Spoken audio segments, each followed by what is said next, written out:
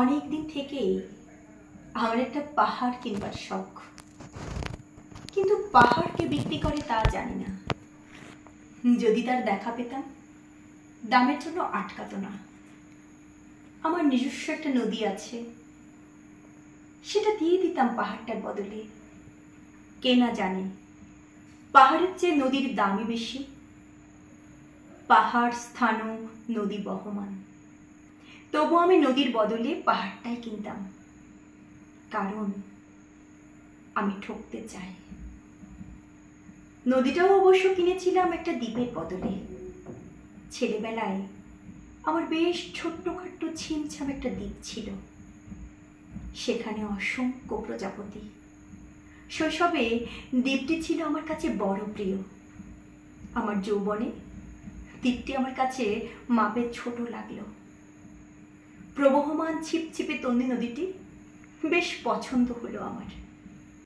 বন্ধুরা বলল, ওইটুকু একটা দ্বীপের বিনিময়ে এত বড় একটা নদী পেয়েছিস, খুব জিতেছিস তো মাইরি। আমি তখন জয়ের আনন্দে বিহ্বল হতাম।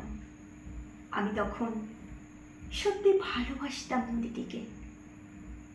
নদী আমার অনেক প্রশ্নের উত্তর দিত, যেমন, বলতো আজ সন্ধেবেলা বৃষ্টি হবে কিনা।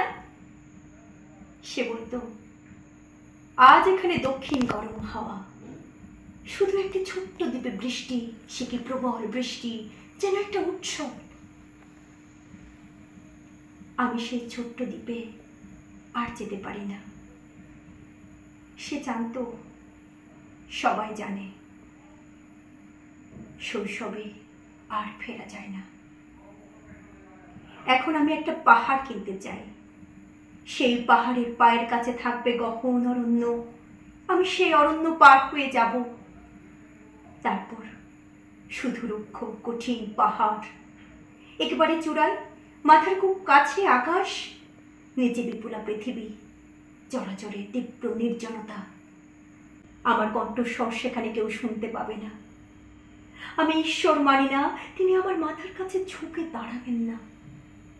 আমি শুধু 10 দিককে উদ্দেশ্য করে বলবো, প্রত্যেক মানুষই অহংকারী, এখানে আমি একা। এখানে আমার কোনো অহংকার নেই। এখানে জয়ী হবার বদলে ক্ষমা চাইতে ভালো লাগে। হে 10 দিক, আমি কোনো দোষ করিনি, আমাকে ক্ষমা করো।